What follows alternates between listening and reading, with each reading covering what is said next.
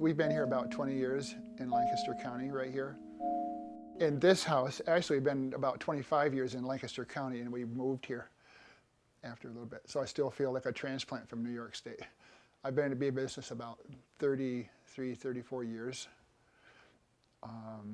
Just only part-time. I started out with just a few hives. Actually, do you want me to tell you a little bit about how I got into it? Yeah. Okay.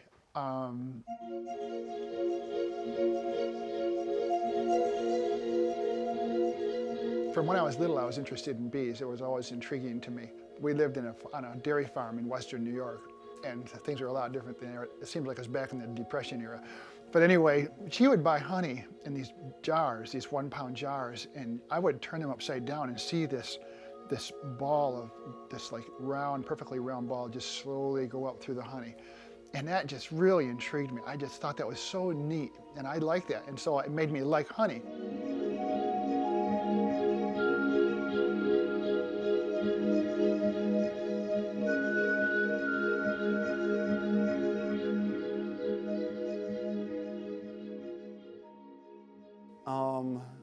I don't really love them per se. I'm fascinated what they do once you find out, once you learn about it, but it's not something that I don't just like to sit down and read as much as I possibly can on bees.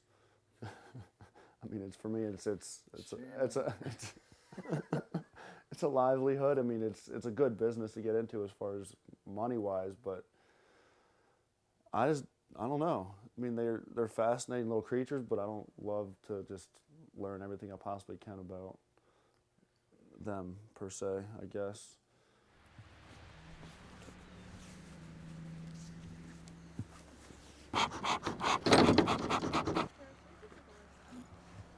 Hold on just a minute, those cows are coming out. I need to close the gate. I forgot about that.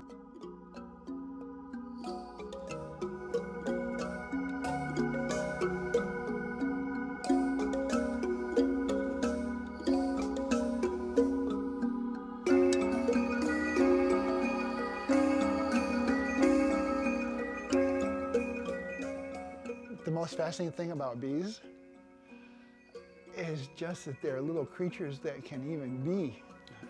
I mean, when you really look at what bees do and all the things that they do, I see, you know, there's a verse in the Bible that says the heavens declare the glory of God, and the firmament shows his handiwork. And when I see bees, how they are with all their little perfect, intricate doings, I am just drawn that God made these. God made these little things. I can't believe this. You could take away any little thing, and those bees would not be. And you could take away like any behavior. All of it has to be there in order for them to survive. I just can't imagine having something develop like bees. Because even today, if there's one little thing that happens to a bee, the whole thing just dies. You know, we did have another son, Michael, that was killed in a motorcycle accident this year. And he was just planning on coming on in February to be with us, and he was like a workaholic kind of a guy, but the Lord saw fit to take him so we're somewhat in recovery, just trying to rethink how we can make this work with us, and I think we're a good complement. Remember back when you were about 16 or 15, we got Lee Horsby's and we were extracting, and you didn't like to get stung, but you could run the extractor. You were a pretty good size, and I told him I would give him $1 for every sting he got. And at the end of that day, he got $6. And that softened the blow a little bit. So you bribed his way into the family business? Sort of. I didn't want it to be, we didn't want it to be distasteful. But Daniel did real well.